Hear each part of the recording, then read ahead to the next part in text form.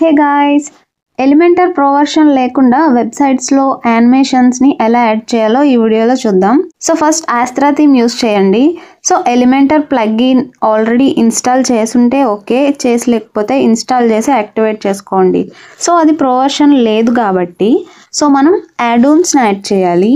So Elementor యాడూన్ అని search చేయండి. So premium యాడూన్స్ for Elementor అని ఉంది కదా, దాన్ని ఇన్స్టాల్ చేసి యాక్టివేట్ చేసుకోండి. సో ఇప్పుడు వెబ్సైట్ ఓపెన్ చేసి ఇక్కడ ఉన్న ఇమేజ్ రిమూవ్ చేసి నేను ఆ ప్లేస్లో యానిమేషన్ పెడతాను. ఎడిట్ విత్ ఎలిమెంటర్ క్లిక్ చేయండి. సో ఫస్ట్ యానిమేషన్ సెలెక్ట్ చేసుకోవాలి కాబట్టి లూటీ ఫైల్స్లో నేను ఒక ర్యాండమ్గా కార్ గ్యారేజ్ అని ఒక యానిమేషన్ సెలెక్ట్ చేసుకున్నాను. సో దాన్ని డౌన్లోడ్ మీద క్లిక్ చేశాను. డౌన్లోడ్ ఆప్షన్ ఉంటుంది, హ్యాండ్ ఆఫ్ ఆప్షన్ కూడా ఉంటుంది. ఇక్కడ మనం డౌన్లోడ్ చేసుకోవచ్చు, లింక్ కూడా కాపీ చేసుకోవచ్చు. బిఫోర్ ఇవి చేసే ముందు ఒక మిస్టేక్ చేస్తాం. .looty అని ఒకటి ఉంటుంది, లూటీ జేసన్ అని ఒకటి ఉంటుంది. లూటీ జేసన్ అనేది మనం సెలెక్ట్ చేసుకోవాలి, ఎందుకంటే ఎలిమెంటర్ దాన్ని మాత్రమే యాక్సెప్ట్ చేస్తుంది.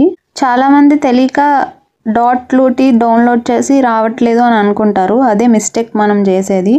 సో ఇప్పుడు నేను ఆ ప్లస్ సింబల్ మీద క్లిక్ చేసి యానిమేషన్ అని సెర్చ్ చేశాను. లూటీ యానిమేషన్ అని వచ్చింది కదా, అది డ్రాగ్ చేస్తాం. ఇక్కడ URL యాడ్ చేయొచ్చు అండ్ యానిమేషన్ వీడియో కూడా యాడ్ చేయొచ్చు.